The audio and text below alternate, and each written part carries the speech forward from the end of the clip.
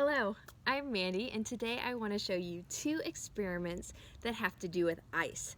The fun thing about this is you can do these experiments either in the winter or the spring and summer. They work for both. You can use them in your winter unit at school, or you can use it for water in the summer as well. These are great things to do with your kids at home if that works for you as well. So the first experiment, I have placed ice cubes in a muffin tin.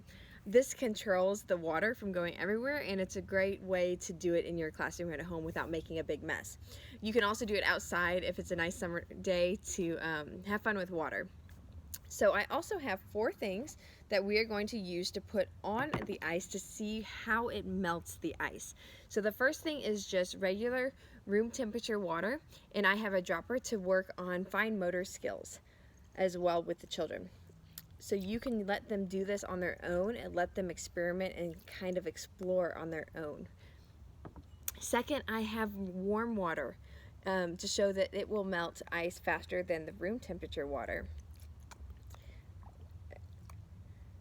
Now with the older kids, you can give them sheets of paper to write down their observations as they do this. With the younger kids, it might just be an exploring fun time to see kind of what each thing does. Maybe you can talk with them and say, hey, what is this doing to the ice?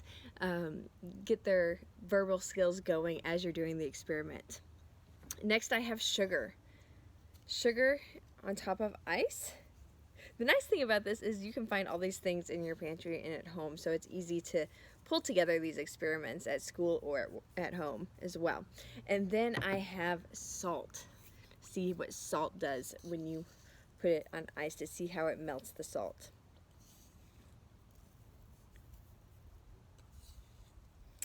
All right, and this is just a fun thing, like I said, that the kids can kind of do on their own, and you can supervise and just let them explore and see how the ice melts using different elements. All right, so that's my first experiment with ice. The second one is kind of an activity that the kids can do. Now, this is something you can make for each child in your classroom so that they each have their own thing of ice, or each of your children at home. So what I did was I just took a plastic bowl that I had in my cabinet, and I filled it with water, and then I took plastic animals and put it in the water, put it in the fridge, and froze it into a big block of ice. Now in the winter, if you want to do this with a winter unit, you can put winter animals, polar bears, penguins, things like that. In the summer, I just put all kinds of animals. You could do anything you want. All right, and the nice thing about this is this comes out super easy, and you can just set it on the ground. This is a great thing to do outside. If it's warm enough outside, you can take your kids out and have a nice water day fun with this experiment.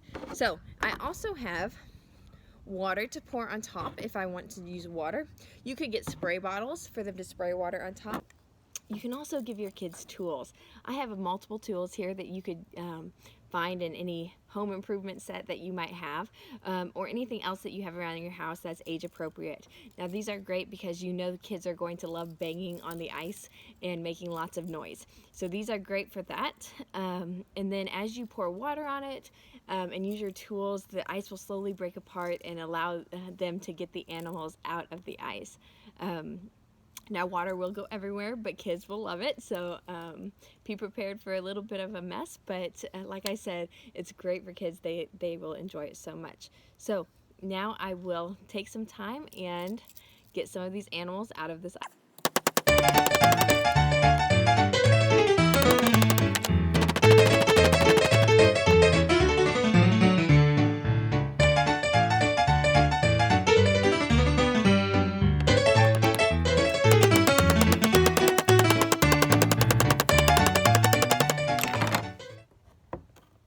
Okay, now as you can see, as I'm working through this, the animals are starting to appear.